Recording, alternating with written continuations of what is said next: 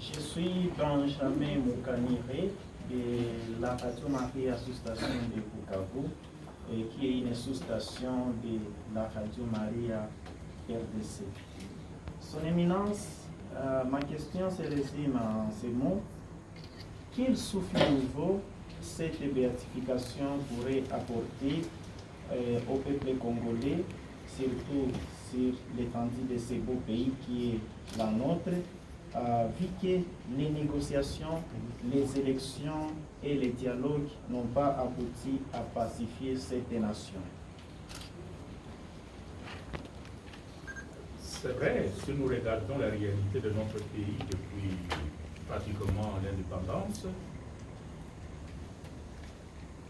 il y a des moments de paix que le pays a vécu, mais pour cette contrée, l'est de notre pays, il y a toujours eu de poches de tensions et de divisions entre les communautés.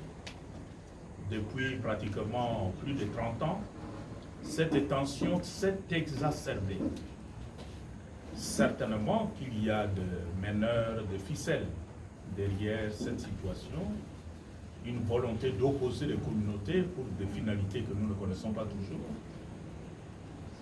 Mais l'Église reste convaincue que si tous les dialogues qui ont été initiés jusque-là, tous les efforts qui ont été entrepris jusque-là n'ont pas porté de vrais fruits, cela signifie que le cœur de l'homme n'a pas été atteint.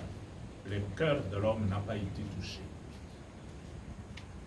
La béatification pourrait apporter cette grâce spéciale qui touche les cœurs des êtres humains, au lieu de voir dans les autres des rivaux, des concurrents, des ennemis, la transformation de l'esprit de l'être humain, particulièrement son cœur, pourrait nous aider à changer notre regard les uns sur les autres et à commencer à identifier chez les autres, que je considère peut-être aujourd'hui comme des ennemis, mes frères et sœurs.